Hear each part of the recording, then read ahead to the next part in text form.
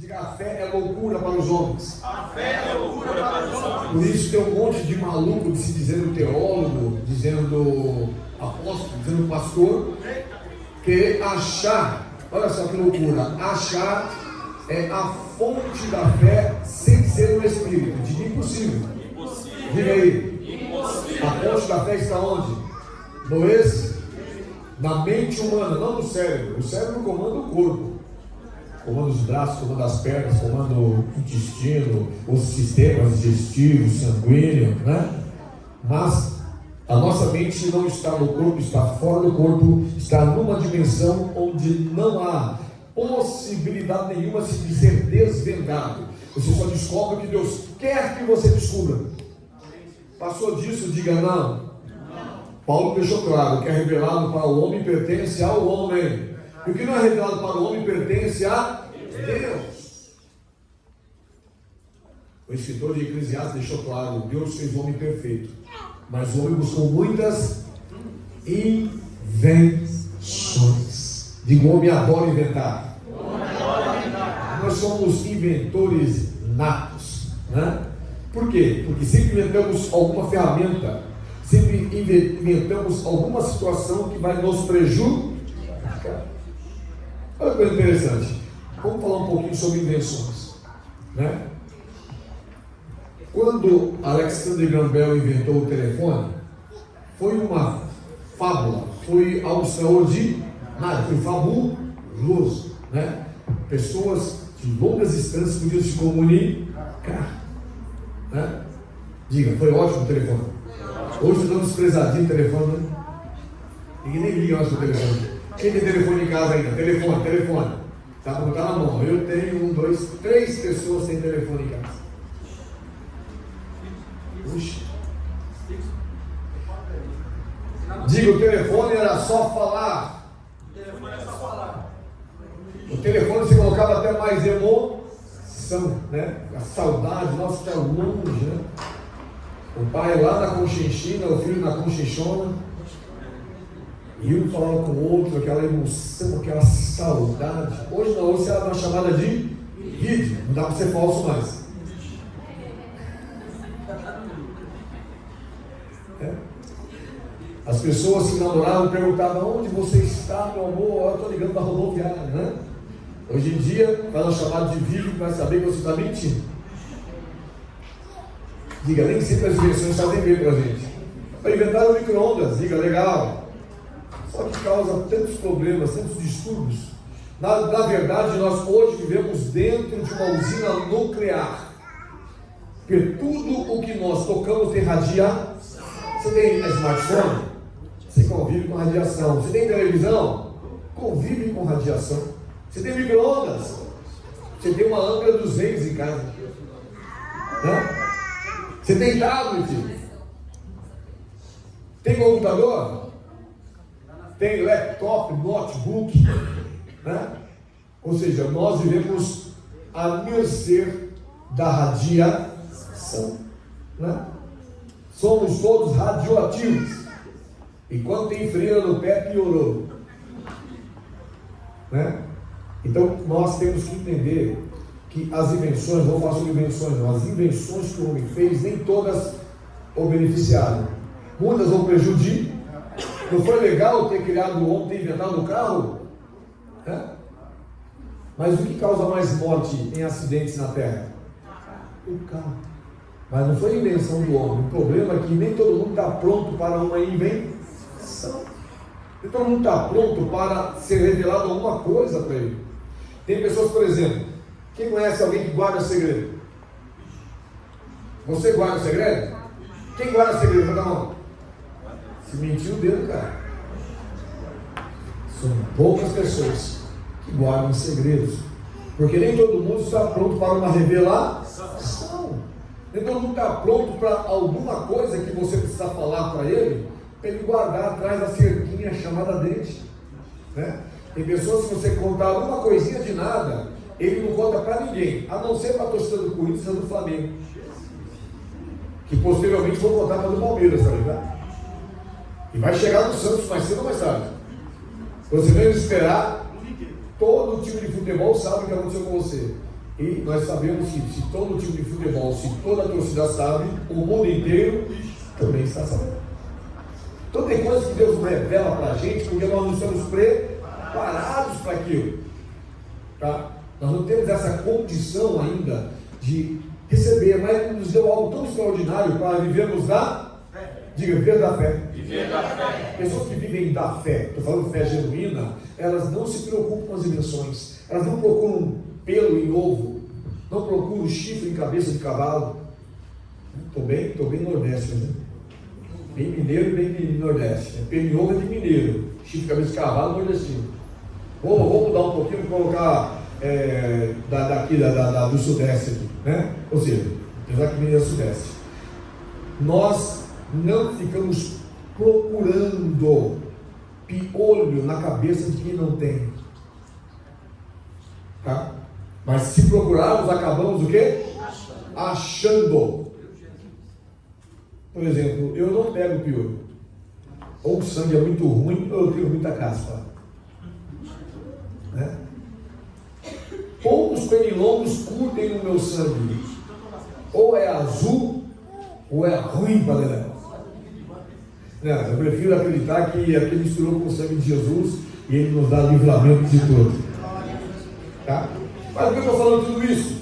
Porque nós hoje vamos ter uma convocação. Diga convocação. Convocação. Estou vendo. Convocação. No 3, 1, 2. Convocação. Está vendo que precisa de um líder?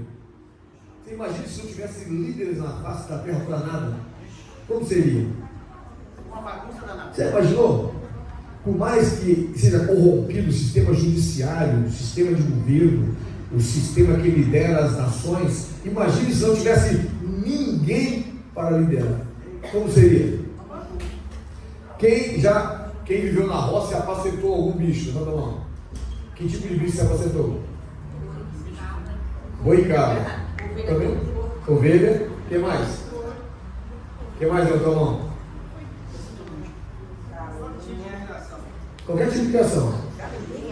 Galinha é criação. O pessoal esquece que galinha existe, gente. Né? Mas tem pessoas que apacentam muito bem galinhas. Tem galinha que tem nome. Eu conheci um monte de galinha que tinha nome. Inclusive, eu peguei todas as garrafas que a minha mãe tinha, troquei por pintinho amarelinho. Quem se lembra disso? Aí vingou 15 vingou. Peguei mais de 60. 15 vingou. Né? E todo bichinho tinha nome, mas a que eu mais gostava era da pitontinha. Me pergunta por que pitontinha? Pergunta de novo. Porque deram uma cacetada na cabeça dela, mas ela sobreviveu e ela andava. Ela parecia um galo de Moana. Que é esse Moana? Era um galo de Moana, só que era fêmea, né? Então eu quero dizer para você que eu apacento aqui ovelhas em Cristo. Glória a Deus. E sei o nome de cada uma delas. Amém, Senhor Jesus. E delas eu sou bem conhecido. Não tanto como o Senhor. Mas Ele está aqui nesta noite para falar algo muito especial para você.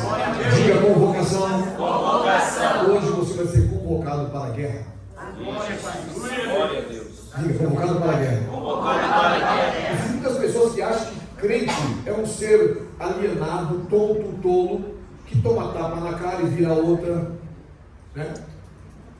Dá um tapa numa face, dê também a outra. Então, nós não entendemos muitas vezes o que Jesus quer falar conosco. Nós somos um povo guerreiro. Amém, Senhor. O povo guerreiro de Israel, que era na base da espada e hoje é de fuzis, não entende metade do que o Senhor revelou para você e para mim. Amém, Senhor. Mas nós somos guerreiros, sim, mas com armas espirituais. E precisamos ser convocados para essa guerra, porque essa guerra vai piorar. Lembra que eu falei que o mundo espiritual ia ser muito ruim nesse ano? Né? Muitas pessoas estão se sentindo fracas, abatidas. Estou falando do altar até a porta. Tem muitas pessoas que se afastaram do Evangelho. Outras estão afastadas do Evangelho dentro das igrejas, né? Desde o pastor até o porteiro. Porque não vivem mais da fé. Arrebanharam os doutores para suas próprias concupiscências, para justificar suas doenças justificar seus erros, justificar seus pecados, né? Antigamente, quando a criança era arteira ou ficava com birra, a mãe apresentava a varinha psicológica. Hoje em dia, ou tem TDAH, tá? É assim ou não é? Ou autista. Todo mundo é autista hoje em dia. Todo mundo tem um pouquinho de autismo, né? Eu descobri que algumas pessoas que eu convivo são autistas nível 3, eu não sabia. Diga as desculpas esfarrapadas, para você não ser o instrumento que Deus criou, para você não ser esse aparelho de guerra poderoso que Deus formou, estão agora nas mãos da ciência, e a ciência é cada vez mais maluca, né? Hoje já tem um projeto que está quase sendo usado, eu acredito que já seja usado em fase de testes, da troca de cabeça. Teu corpo envelheceu, arruma um novinho, tira a cabeça sua, coloca no corpo dele e coloca dele na sua cabeça e já enterra logo, porque você já era. Porque a pessoa para doar, precisa estar com morte cerebral decreto. Tá? Não é uma loucura? As invenções, a Bíblia diz que a ciência se multiplica e se multiplica.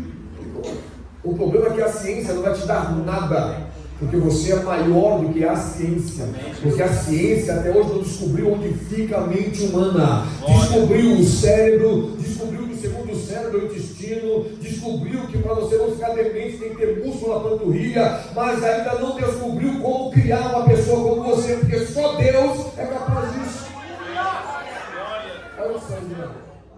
Então, uma convocação. Então, primeiro eu quero ler Joel, capítulo 3, do 9 ao 14. Vou ler bastante hoje, vou ser didático, tá? Joel, capítulo 3, do 9 ao 14. Onde está o livro de Joel? Vou dar uma dica na Bíblia. Você tem uma? Nós vamos ler do 9 ao 14. Presta atenção no que eu vou ler. Proclamai isto entre as nações, preparai a guerra, suscitai os valentes, cheguem-se todos os homens de guerra, subam eles todos, forjai espadas das relhas dos vossos arados e lanças das vossas podadeiras, diga ao fraco, eu sou forte. Apressai-vos e vinde todos os povos em redor, e ajuntai-vos para ali, ó Senhor, faze descer os teus valentes. Suscitem-se as nações e subam ao vale de Josafá, pois ali me assentarei para julgar todas as nações em redor. Lançai a foice, porque já está madura a seara. Vinde, descei, porque o lagar está cheio, os vasos dos lagares transbordam, porquanto a sua malícia é grande. Multidões no vale da decisão, porque o dia do Senhor está perto, no vale da decisão. Poder assentar nos seus lugares.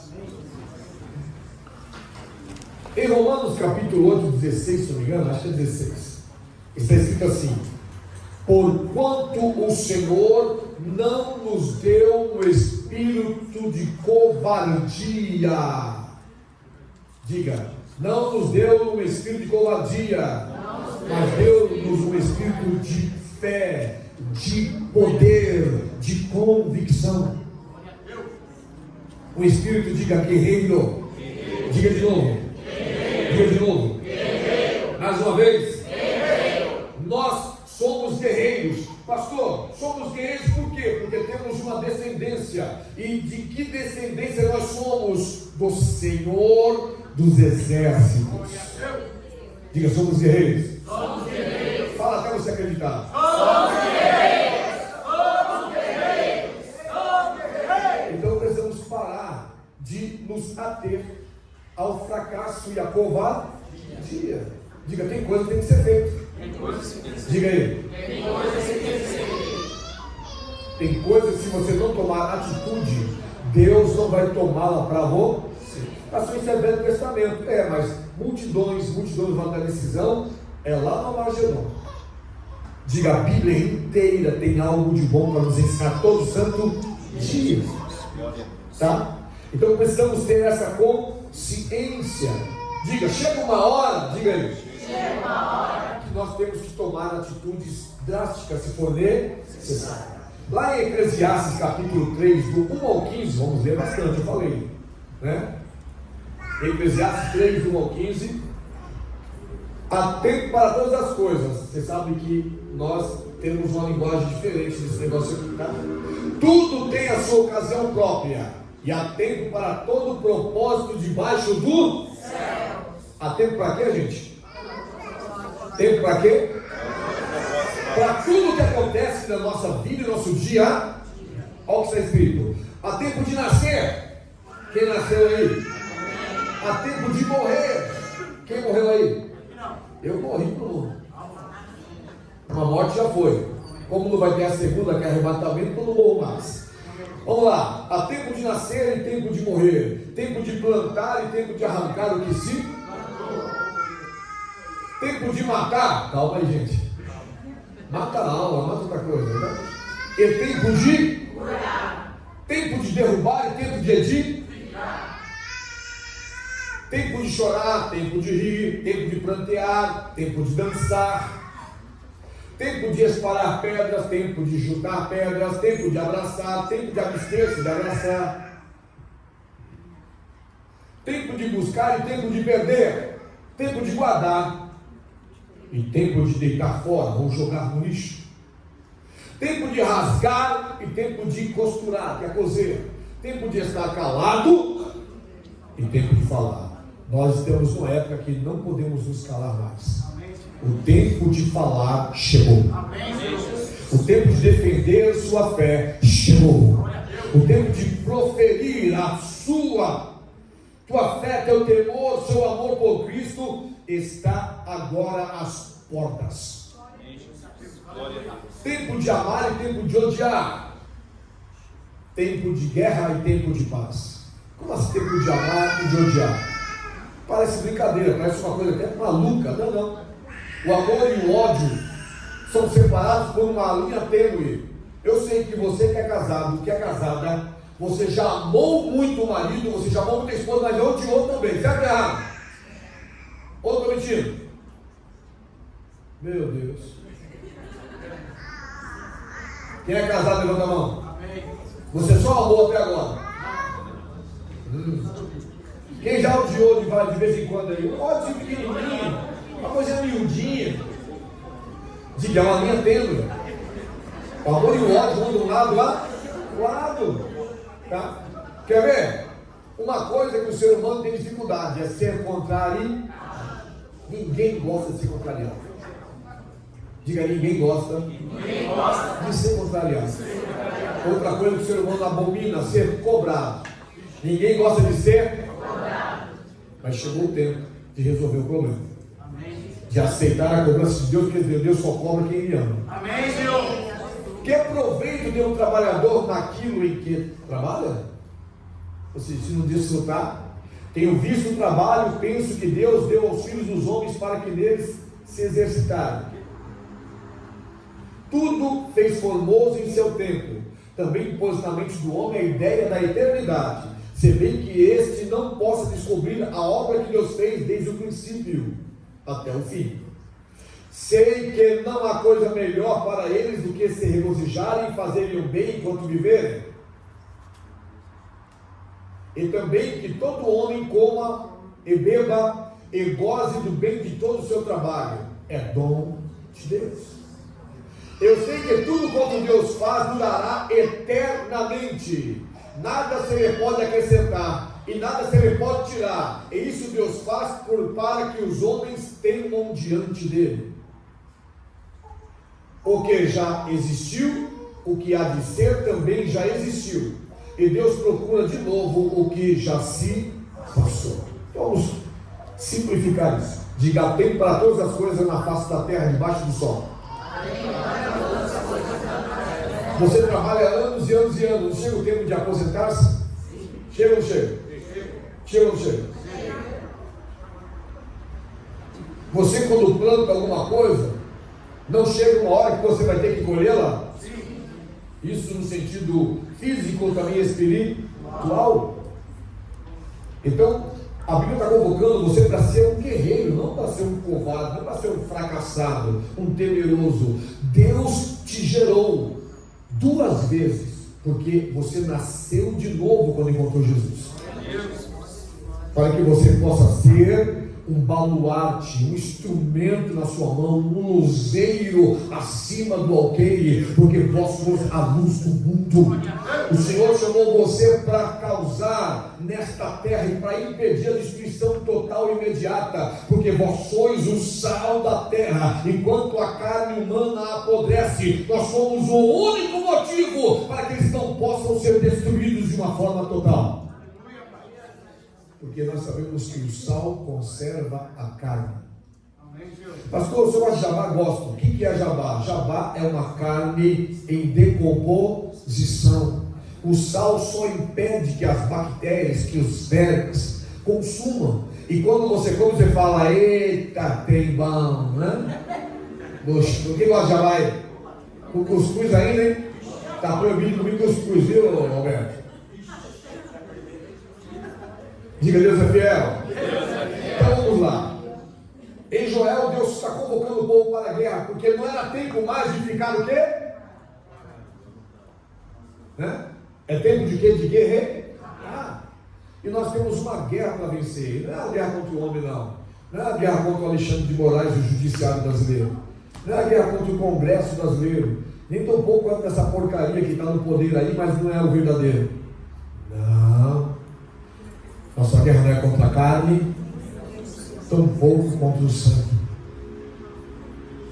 E esta guerra não tem como ser vencida de uma forma física, biológica. Tem que ser de uma forma espiritual. Diga: espiritual.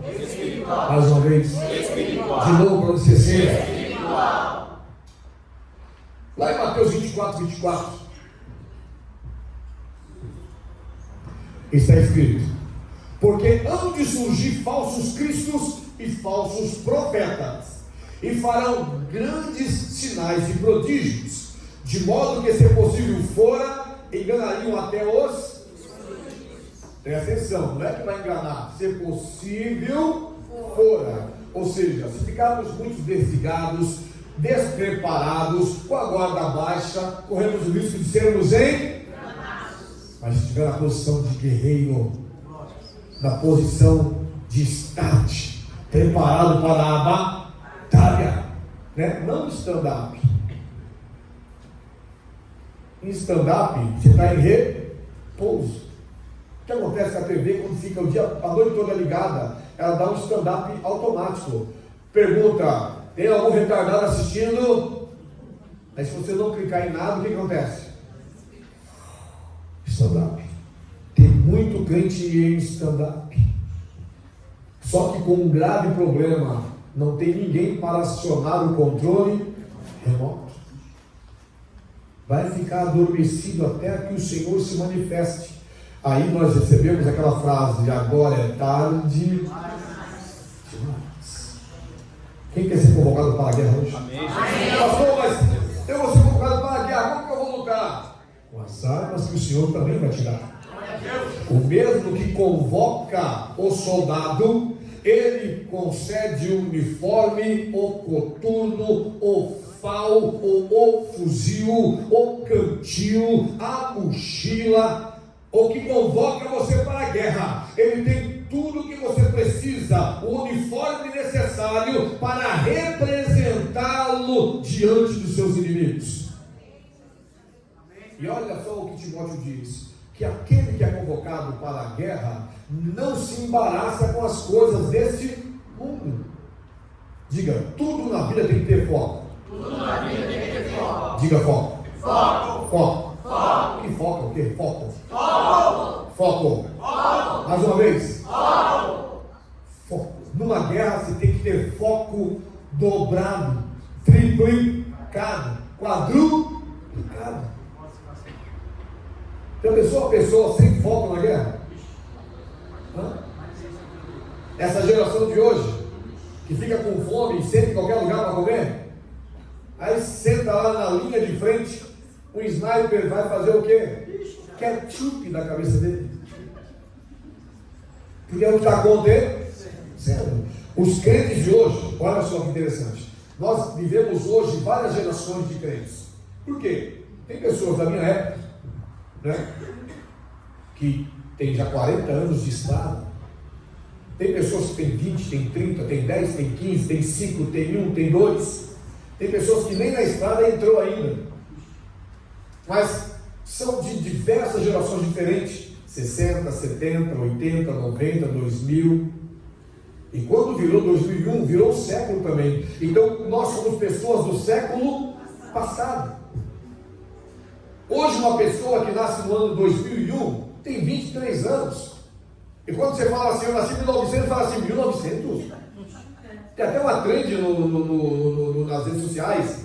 O teu nascimento é em 1900? Porque é do século passado. Mas, à medida que o século vai se modernizar, nós vemos que os valores que a Bíblia nos ensinou que seriam extintos, está acontecendo. E ao multiplicar a iniquidade, o amor de muitos esfriará. Mas o amor o quê? Ao apego às coisas boas, o amor verdadeiro, o amor aos bons costumes, o amor às boas conversas, o amor às boas amizades, o amor ao temor do Senhor, o amor a estar na igreja, o amor a ver as coisas de Deus fluindo e dando fruto de verdade. Hoje em dia a igreja virou um ponte de encontro. Diga, ponte de encontro. Na década de 81, eu já fiz de 82, então 82, comecei de 82, eu ia muito na igreja católica nos domingos. Por quê? Porque ia procurar a garota que queria me acompanhar numa danceteria que tinha próximo da igreja.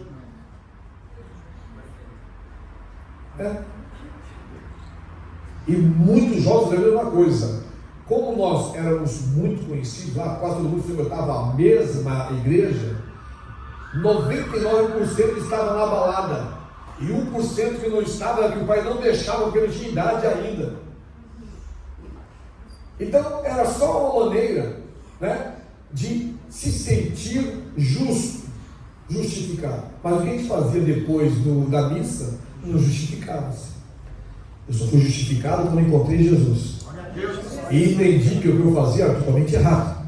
Entendi que eu vivia uma vida de luto, porque eu velava meu corpo morto nas trevas do pecado todo santo dia. Eu estava dentro de um caixão sem entendimento nenhum. Mas quando o Espírito Santo me convocou para a guerra, quando o Espírito Santo me chamou e disse: eu vou tirar o que tem dentro de você e vou colocar algo novo dentro de você, arrancou aquele monte de demônios que frequentavam, que viviam na minha vida, e entrou dentro dela, sentou e fez morada no meu coração, e começou a desenrolar-se na minha mente algo que eu jamais conseguiria entender de uma forma biológica, de uma forma finita. Diga, os crentes hoje têm dificuldade de crer em muitas coisas. Eu fui forjado no meio de milagres. Eu fui forjado em cultos poderosíssimos de libertação. Eu fui forjado com crentes com 5 anos de idade, filho de pastores. Fui forjado na época que criança de 5 anos profetizava para você. E se cumpria. Eu fui forjado num lugar onde tinha irmãs que, quando eu ia no culto de oração, nunca tinha me visto, porque eu frequentava vários cultos de oração, chegavam para mim e se apresentavam como o Deus que eu cria, que eu confiava, e diziam o que tinha acontecido, o que estava acontecendo e também o que iria acontecer, e se cumpria a risca.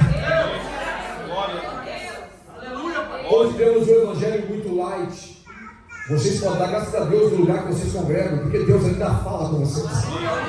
Deus ainda diz o que aconteceu aqui, diz o que está acontecendo, e ainda diz o que vai acontecer, e vocês têm contemplado isso, porque Deus não mudou. Olha que versículo lindo, maravilhoso, que os crentes nem sabem de cor. 13 de Hebreus, versículo de número 8. Jesus Cristo é o mesmo ontem, hoje e eternamente. Diga, o Senhor não mudou. Deus não muda. Quem é que muda? Nós que mudamos conceitos, nós que mudamos pensamentos, nós é que nos modernizamos. Pastor, é ruim se modernizar? Claro que não, tem que se modernizar mesmo. Mas a palavra de Deus, ela se renova com você, para você não fugir da regra básica, da verdade que ela apresenta. Diga, ela não muda. Diga, o que era pecado continua sendo pecado. O que era mentira continua sendo mentira. O que era bênção continua sendo bênção. O que era maldição continua sendo maldição. O que não muda é Deus para te livrar da maldição, te colocar na bênção. O que não muda é o Senhor, que tira você da lamaçal do pecado, te perdoa, te limpa, te lava, te redime e te coloca em lugar espaçoso. Diga, Deus continua o mesmo. Ele continua baseando no Espírito Santo, Ele continua perdoando, Ele continua curando, continua limpando, continua chamando, continua levantando, continua abatendo, mas continua sendo Deus todo santo dia, de eternidade a eternidade. Porque nosso Deus é fiel. Glória a Deus. Em segunda carta aos Coríntios, capítulo 4, versículo 4. Segunda carta aos Coríntios 4:4 está escrito o seguinte: nos quais o Deus deste século cegou o entendimento dos incrédulos, para que lhes não resplandeça a luz do Evangelho da glória de Cristo, o qual é a imagem de Deus. O que aconteceu nesse século? Essa é uma palavra profética.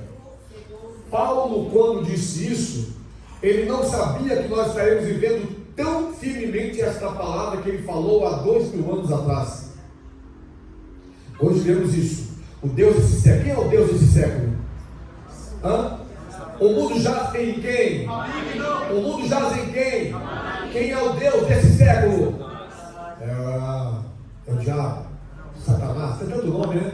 Capiroto, caramunhão, bicho feio. Há controvérsias no chifrudo aí, mas tudo bem. Né?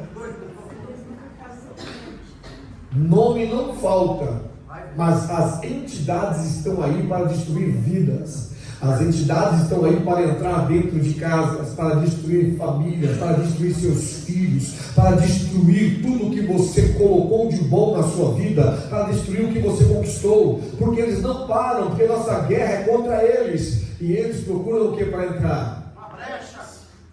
Brechas. Diga brechas. Brechas. Mais uma vez. Brechas. Mais uma vez. Brechas.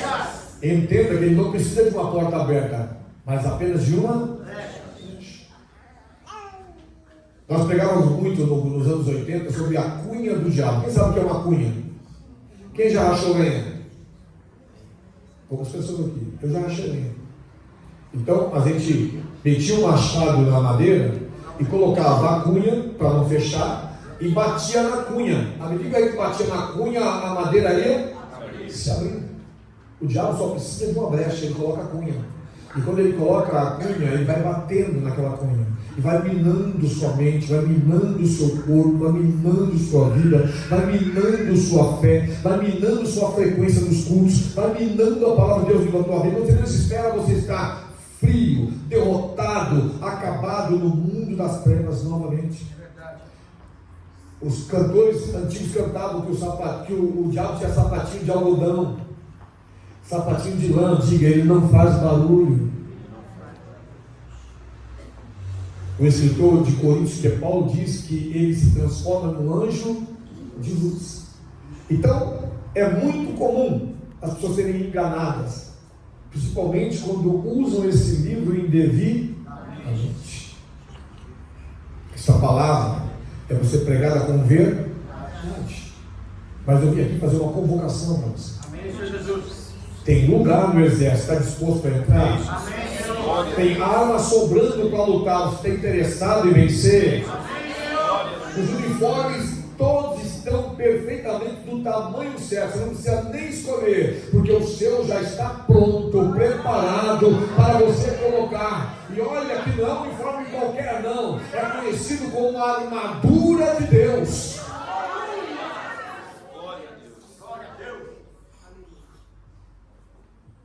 Então Deus desse século chegou ao entendimento dos incrédulos. Para quê? Para que você veja o Evangelho de uma forma moderna.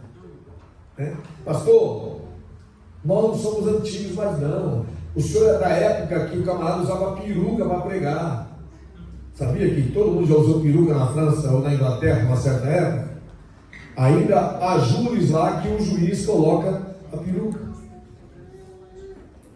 Muitas pessoas antigas usaram chapéu, não é da minha época não, chapéu dos anos 60, eu tinha nascido naquela época, nasci meio assim. Então diga, foi modernidade. Houve época que quem tivesse barba nas igrejas era discípulo e não. Hoje em dia você vê pessoas com barba lá, cavanhaque, barba. Eu tento deixar o meu, mas é duro e cheio demais, então não fica difícil. Dura de crescer demais, as falhas são incontáveis, então não dá. Né? Essa não é. Diga, isso tá bom, tá legal. Diga, bacana. Porque se barba fosse pecado, então Jesus Cristo cometeu um pecado, deixa a barba crescer. Mas ele não era nazireu, mas temos os que acham que a barba é pecado. E que eles pegavam para usar esse artifício?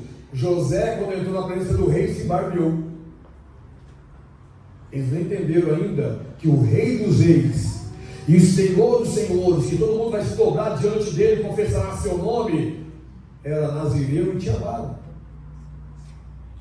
Tá? Diga, as coisas mudaram. Antigamente, ainda tem igrejas que todo mundo está de terno. Todo mundo usa blaze, terno, gravata, pastor. Não pode subir no altar sem gravata. Não somos contra o sistema que a igreja onde está sendo cultuada tem como regra. Se você não está satisfeito, tem que mudar, porque as regras são para serem seguidas. Mas não é isso que está prejudicando a igreja no Brasil, porque isso são só regras, e as regras são mediante aquilo que você aceita, que você suporta. Hoje em dia tem igreja para todo tipo de pessoa. Tem igreja para gente feia, para gente bonita. Aqui só tem gente bonita, graças a Deus. Mas tem gente feia também, gente que você não sabe o que é. Você olha e fala assim, o que é isso? Aí você lembra Castelo Rá-Tim-Bum do Etevaldo, né? Será que é parente? Porque as pessoas não entendem mais que esse lugar é santo. Pastor, se esse lugar é santo, então como a gente está aqui, a gente é pecador. Para se santificar através dessa palavra. Para receber de Deus perdão e misericórdia. Porque pecar, infelizmente, nós pecamos todo santo dia. Nós não podemos bater no peito. Nós não somos pecadores sim, só que temos um diferencial. Somos pecadores lavados, remidos e redimidos pelo sangue de Jesus. E nós estamos à busca da estatura de varão perfeito e vamos alcançar. Mas para isso, esforça-te, tem de bom ânimo, e eu, o Senhor teu Deus, serei contigo, aonde quer que andares, caminhe, continue caminhando, sofrendo, chorando, lutando, porque a vitória, como o louvor diz, vai chorando, geme e chora. Sabe por quê? Porque o Senhor confirma os passos do justo. É isso que nós temos que focar. Glória a Deus. Então, o Evangelho, hoje em dia, em muitos lugares, está com dificuldade de resplandecer esta luz. Presta atenção no que eu vou te dizer. Para você entrar para o sistema carcerário, você tem que fazer o quê? Cometer ou cantar o hino nacional com a bandeira do Brasil. Não, brincadeira. O que precisa para você entrar no sistema carcerário? Cometer um crime. Aí você entra para o sistema carcerário. Cometer um crime. Para o sistema pagar a sua dívida com a sociedade. Hoje, as pessoas que pregavam a libertação Pessoas que pregavam que eram livres estão aprisionados em seus pecados e trazendo pessoas para nunca serem livres do pecado que ele participa, porque não conseguiram ser libertos de verdade. A maior prisão do homem não é uma grade, a maior prisão do homem não é uma algema, um grilhão. A maior prisão do homem não é ser trancafiado num quarto de 2 por 2,5.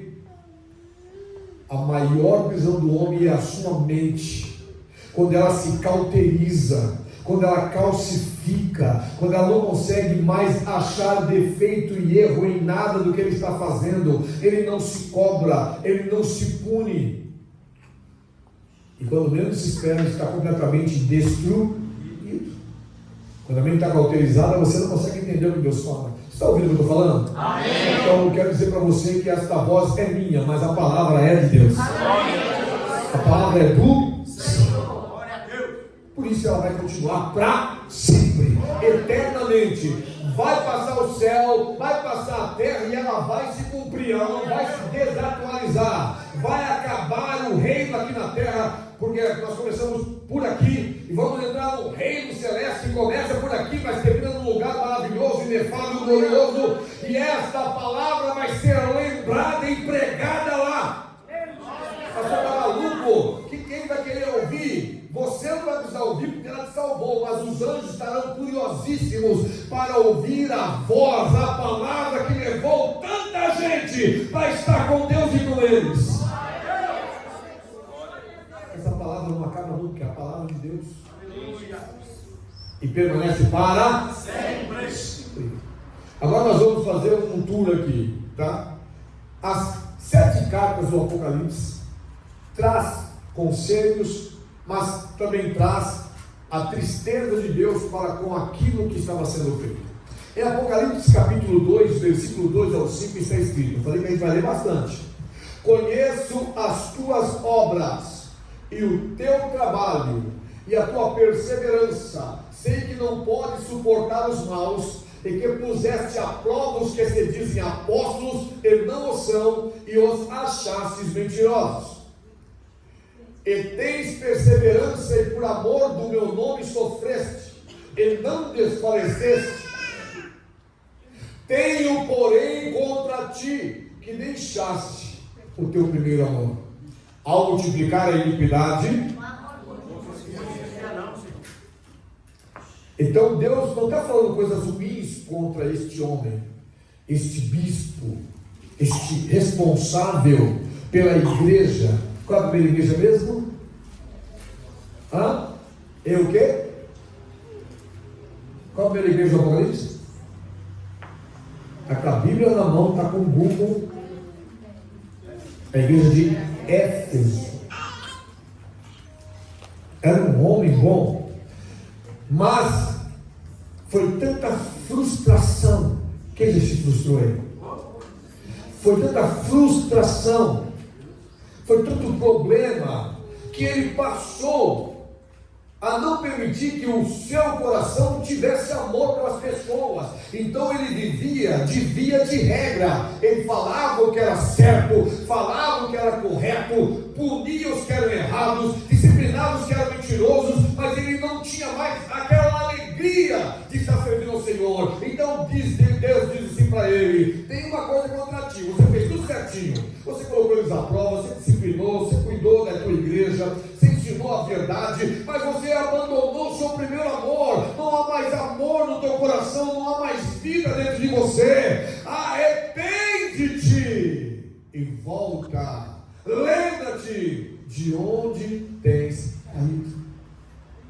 Quando falta o amor no coração da gente, a gente não consegue orar mais, não consegue louvar mais, não consegue ler mais a Bíblia Sagrada, não consegue ficar perto de pessoas que estão falando de Jesus, porque muitas vezes você vê que é hipocrisia pura. A pessoa está falando, mas não é nada daquilo que ela está apresentando, e você fica com o coração debilitado. O amor ali vai esfriando. Presta atenção, o amor esfria, mas o amor não acaba. Sempre há um ponto de renovação, sempre há uma possibilidade de se entregar pegar, de rasgá-lo diante de Deus, de ser novamente preenchido e de glorificar seu nome, de sentir sua presença e de amar seus semelhantes.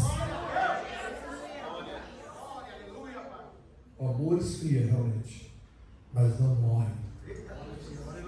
Se teu amor esfriou, eu estou te convocando para a guerra com o amor que está aí dentro, que o Senhor vai renovar ainda esta noite. Agora nós vamos.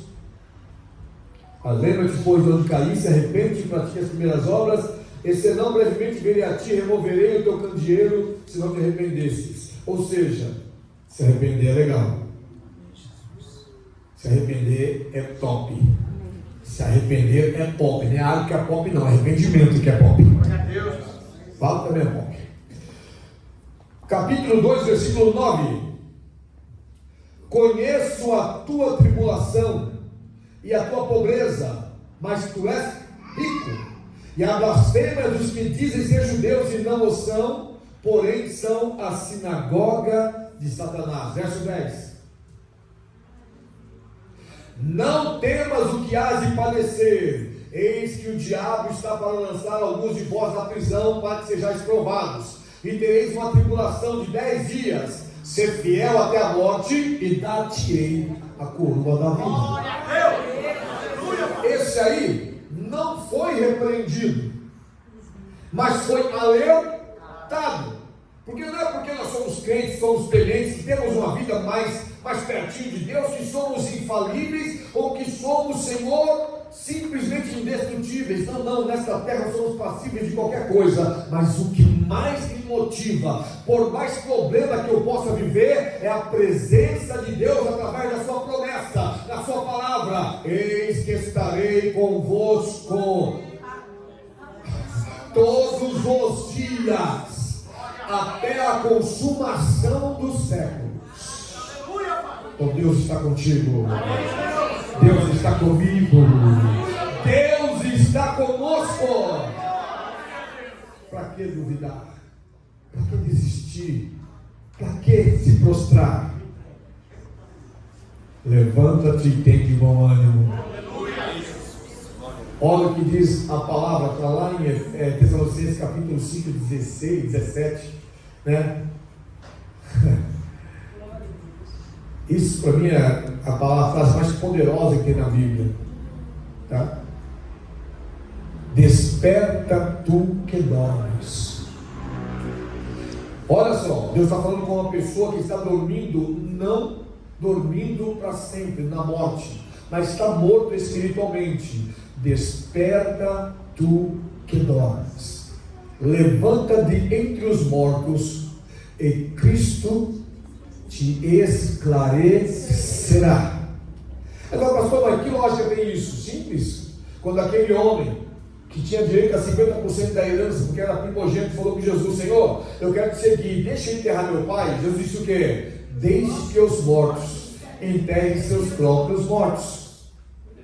Então não está falando aqui de uma morte física, mas sim espiritual. E eu quero dizer para você que Deus não convoca mortos, convoca vivos. Então se prepare para a ressurreição na sua vida de fé, para a ressurreição no temor seu que está aflito, que está em cabisbaixo, que está caído até debaixo do alqueire, a luz que está parando de iluminar. Hoje é uma noite para você aceitar a convocação, botar novamente o uniforme e resplandecer diante de Deus. Aleluia. Capítulo 2, ainda versículos 13 e 14. Sei onde habitas, que é onde está o trono de Satanás, mas retens o meu nome e não negaste a minha fé, mesmo nos dias de Antipas, minha fiel testemunha, o qual foi morto entre vós, onde Satanás habita. Entretanto, algumas coisas tenho contra ti, porque tens aí os que seguem a doutrina de Balaão, o qual ensinava a Balaque a lançar tropeço diante dos filhos de Israel, introduzindo-os a comerem das coisas sacrificadas a ídolos e a se prostituir. Aqui é fácil entender isso aqui, tá? Olha só. o que Deus tinha contra ele? Apenas isso, que ele permitia que dentro da casa de Deus, algumas doutrinas que não eram de Deus, não eram celestes, entrassem. Hoje não está sendo diferente. Hoje tem o culto do ridículo, hoje tem a festa junina, hoje tem um monte de coisas que não tem nada a ver com a palavra de Deus, com a doutrina divina, tá? Tem pessoas trazendo maneiras de amaldiçoar o povo de Deus sutilmente. Lembra de Balaão? Balaque disse: Balaão, eu te pago tanto para você amaldiçoar esse povo. Balaão: eu amaldiçoar esse povo? Estou fora, vou nada. Se eu amaldiçoar esse povo, também serei amaldiçoado. Mas Balaão, eu te pago bem. Não. Insistiram tanto. E Balaão pensou assim: poxa, o ouro vai ser bom, eu vou me aposentar, vou aproveitar, vou mudar desse lugar quente, vou lá para o Brasil, vou ficar na praia do Rio de Janeiro lá vivendo bem. Claro que é uma brincadeira. Ele fala: vou aceitar, eu não vou amaldiçoar, mas vou ensinar ele como amaldiçoar. E montou na jumenta. E não é que a jumenta falou? Embora hoje tem muito jumento que fala, né? Fala, a jumenta falou? Fala de novo. A jumenta falou. Balaão estava tão cego pelo prêmio da injustiça que ele não percebeu que a jumenta tinha falado. Ele só percebeu que a jumenta tinha falado quando ouviu o anjo.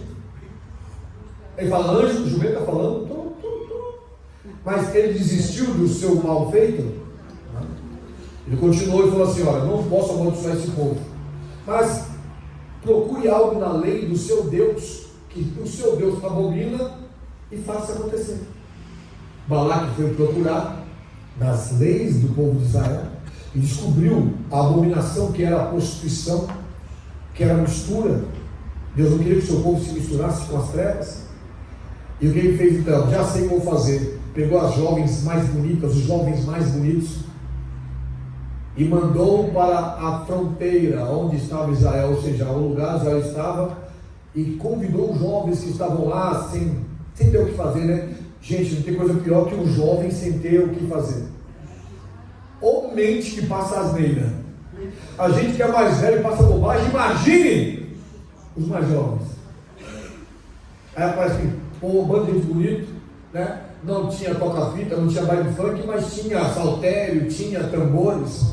Eles fizeram uma festinha lá e acenderam uma fogueira, e comeram, e beberam vinho, e se prostituíram ali, e custou a morte de milhares de pessoas. Balaão ensinou Balaque a enganar. É o que está acontecendo aqui, ó. Tem apóstolos, pastores e bispos ensinando os filhos de Israel a pecarem. Mas como assim? Os filhos de Israel são judeus. Nós somos o Israel de Deus. Ele veio para os que eram seus e os seus não receberam. E todo aquele que nele creu, deu-lhe o poder de ser feito filho de Deus. Então Israel vai chegar depois, nós chegamos primeiro. E as pessoas estão tentando tirar essa comunhão. Diga: comunhão com Deus. Diga de novo. Mais uma vez. Comunhão com Deus. Comunhão com Deus não é só você estar bem, estar na igreja, não. É na tua casa. A comunhão com Deus é quando você está forte, quando você está fraco. A comunhão com Deus é quando você está bem, quando você está mal. A comunhão com Deus é quando você venceu e também quando foi derrotado. Porque quem tem comunhão com Deus está sempre pronto a se colocar de pé e a marchar na direção da vitória. Vamos agora para 2, 19 e 20. Eu não estou falando o nome das cartas, porque eu estou pegando só as palavras-chave que todos Deus observou muito bem, e todos Deus deu um tempo para que pudessem ser abençoados. Conheço as tuas obras e o teu amor e a tua fé e o teu serviço. Esta é a carta mais abençoada que tem no Apocalipse. E a tua perseverança, e sei que as tuas últimas obras são mais numerosas que as primeiras. Porém, mas tem o quê? Que toleras a mulher Jezabel, que se diz profetiza. Ela ensina e seduz os meus servos a se prostituírem e a comerem das coisas sacrificadas aos ídolos. Quando se fala de Jezabel na Bíblia, você vai logo atribuindo que é a maquiagem, né? Você que coloca 3 quilos de cimento, passa aí, faz massa corrida, passa a souvenir, né? Jezabel não se maquiava para Acabe nem para os homens, ela se maquiava para Baal. Então, a igreja era maravilhosa, essa igreja, boas obras, muito grande, marchas enormes, né? Diga, multidões, obras extraordinárias, organizações muito boas, mas só que o espírito de Jezabel estava lá. Mulher que se diz profetiza e que ensina o sacrifício aos ídolos. Você pensa que ídolo é apenas uma porcaria de um gesso? Não. Quantas pessoas estão aí destruídas, abraçadas, agarradas a uma canoa que vai naufragar, que são os ídolos gospel. Olha, só tem um que deve ser adorado e é o seu Deus. Só tem um nome a ser proferido, que é o nome de Jesus. Esse tem poder. Só tem um que merece glória, aleluia, que merece seu pulo, que merece sua vibração, que merece a sua alegria, que merece a sua euforia. Este nome que é sobre todo o nome. Para as pessoas que estão atrás dos ídolos, que começou com uma Tiatira, a igreja onde o espírito de Jezabel reinava. Não vamos permitir que os nossos jovens vão para o mundo, vamos criar a balada gospel. Não vamos permitir que os nossos jovens fiquem embriagados aí fora, vamos ter a cerveja sem álcool. Não vamos deixar nossos jovens ficar se misturando com as moças do mundo, vamos fazer a adoração aqui dentro da igreja. E a idolatria comendo solto. Presta atenção. Eu sou o bispo de vocês, amo vocês de paixão, sei que vocês me amam, mas eu sou muito pequeno diante do Deus que vocês servem. E tudo que eu faço, mesmo que vocês se alegrem e falem, nossa, que palavra, o bispo acertou dessa vez, que maravilha, não tenho nenhum mérito, tudo vem daquele que era, que é e que há de vir. A glória é do Senhor. Pastor, lembra que a pessoa que foi curada? Glória a Jesus. Pastor, lembra da revelação que aconteceu? Louvado seja o Senhor. Pastor, se lembra das profecias que o Senhor falou no passado e se cumpriu a risca? Por isso que eu estou aqui, para reinar, não, mas para estar debaixo deste reino e deste Deus e deste Rei que tem todo o poder sobre o céu e a terra. A glória sempre será dele. A única estrela que brilha aqui é a dele. Embora eu seja conhecido como estrela, pastor, é uma estrela, mas a resplandecente estrela da manhã que brilha, a minha estrela, é o Senhor Jesus Cristo. Que adianta fazer uma obra gigantesca, ter milhares de pessoas na igreja e não levar ninguém para o reino dos céus? Que adianta ter 1,5 milhão de membros e só 5% vai encontrar Deus de verdade? É assim que funciona. Deus poderia salvar o Egito, poderia ter chamado o Faraó para ser o representante do seu reino, mas escolheu Israel, que estava longe da sua propriedade, longe da sua terra, uma terra que Deus havia prometido, que eles ficaram tanto tempo perdidos. Deus escolheu aquele povinho pequenininho, levou de novo para a terra que ele havia prometido, levantou desse povozinho um exército extraordinário, não numeroso, mas confiado em sua palavra, confiado em sua promessa, guerreiros de verdade, e que não tinham apenas o general ou o capitão que os guiava para a batalha, mas sim Yahvé Sabaoth, o Senhor dos exércitos. Vamos agora para capítulo 3 do Apocalipse, versículo 2. Ser vigilante, confirma o restante que estava para morrer, porque não tenho achado as tuas obras perfeitas diante do meu Deus. Próximo. O 3. Coloca o 3 lá do anterior. Lembra-te, portanto, do que tens recebido e ouvido, e guarda-o, e arrepende-te, pois se não vigiares, virei como um ladrão, e não saberás a que hora sobre ti. Deus repreende o filho que Ele ama. Nos repreenda, Senhor, porque sabemos que o Senhor nos ama. Aleluia, Pai. Nos repreenda, Senhor, porque sabemos que o Senhor nos repreendendo, vamos mudar de direção. Nos repreenda, Senhor, porque o Senhor nos repreendendo, nós vamos amar mais o Senhor do que a própria vida, do que as benéfices que esse mundo pode nos oferecer. Aqui. Esse aqui recebeu uma profecia assustadora. Deus não ia ficar insistindo com ele, não. Só ia chegar numa hora que ele não seria capaz de entender. Pego de calça curta. Pego numa situação sem volta. Então não tem volta, não tem volta. Mas graças a Deus que Deus dá sempre a oportunidade para nós nos arrependermos. Agora vamos para o próximo, que é 3, 8, 9, 10 e 11. Conheço as tuas obras e eis que tenho posto diante de ti uma porta aberta, que ninguém pode fechar. O que Deus abrir para você hoje, ninguém fecha. O que Deus te dá hoje desse altar, ninguém toma. O que Deus falar aqui nesta noite, ninguém vai conseguir impedir que isso aconteça na tua vida.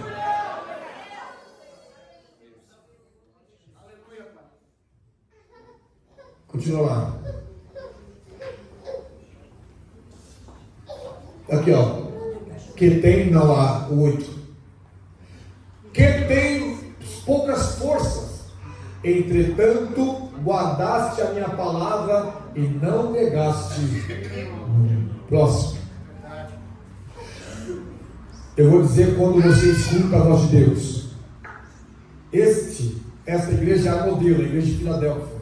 Todo mundo ali tinha uma comunhão com Deus surreal e sobrenatural para a época. Era uma igreja perfeita. Não teve nada que Deus visse de errado.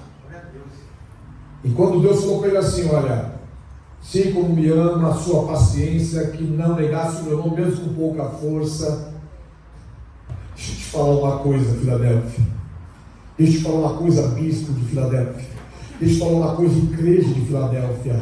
Eis que farei aos da sinagoga de Satanás, aqueles que te perseguem, aqueles que te ofendem, aqueles que querem você caído, fracassado, os que dizem ser judeus e não são, mas mentem. Eis que farei que venham e adorem prostrado aos teus pés, e saibam que eu te amo.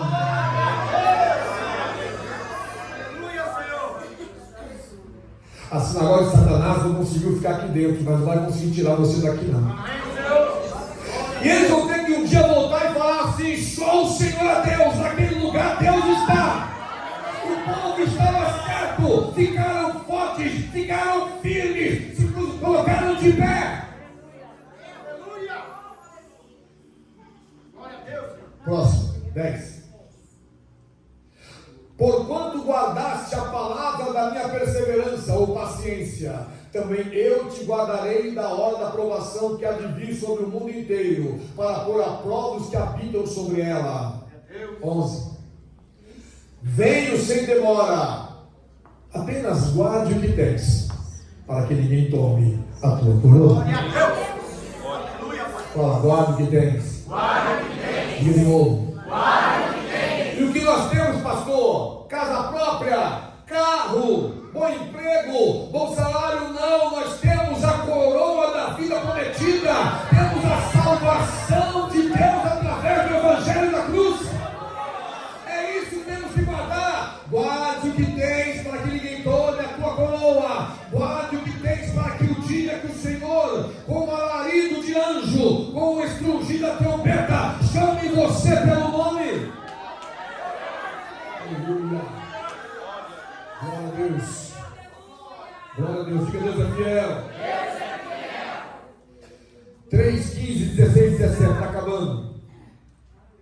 Conheço as tuas obras, que nem é frio, nem quente. Uma salada de chuchu sem sal, esse camarada ali. Próximo. Assim, porque és morno, e não és quente nem frio, vomitar-te-ei da minha boca.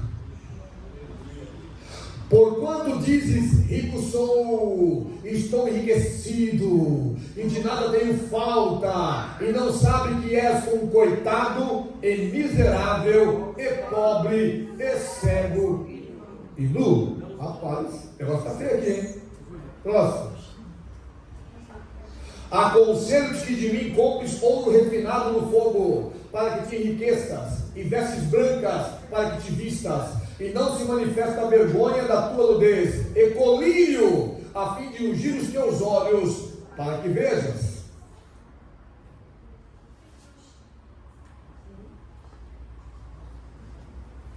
Aí está falando de uma igreja rica,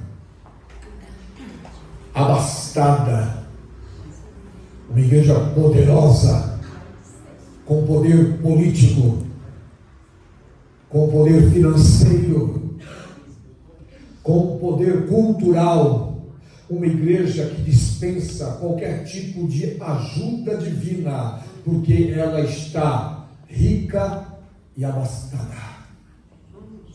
Aí Deus olha para aquela pessoa, no geral, mas pega o bispo, que é o responsável pela queda da igreja. Você não entendeu ainda que você é pobre, que você é miserável, que você é nu, que você é um desgraçado. Você não é nada, você não é ninguém. Eu te aconselho que você me busque enquanto é tempo. Eu te aconselho que você se vista com vestes celestiais. Eu te aconselho que você unja os teus olhos com um colírio para enxergar a verdadeira realidade. E eu quero que você também entenda que toda a sua riqueza não vai servir de nada diante de mim. Quantas igrejas estão assim? Não é uma, não é duas, não, são muitas igrejas que estão tão ricas, tão abastadas, que não precisam mais do Espírito Santo, não precisam mais de Deus, não aceitam mais a voz de Deus, não aceitam mais a palavra de Deus. Sabe por quê? Porque elas não serão avisadas. Elas estão naquela outra carta que o Senhor falou e deixou bem claro: é melhor voltar para o primeiro amor, é melhor se arrepender. Em outras palavras, é melhor ouvir o que o Espírito diz às igrejas. Muda a tua conduta, muda a tua vida, porque o mundo espiritual está naufragando. As igrejas que pregam a verdade estão a um triz de serem sufocadas. Só não foram sufocadas ainda porque o Espírito Santo está nelas, mas vai haver um dia que o Espírito Santo vai deixá-las. Por quê? Porque o Espírito Santo vai servir de veículo para levar eu e você para o reino tão esperado. Todos os cantos da terra, em qualquer lugar do planeta, aonde estiver um crente, como Filadélfia, que mesmo tendo pouca força, não abandona seu posto, aceita a convocação, veste o seu uniforme, se prepara para a guerra, se prepara para o confronto. É este o povo que Deus está caçando, é este povo que Deus está convocando, o povo que não vive daquilo que esse mundo proporciona, mas vive da promessa que Deus...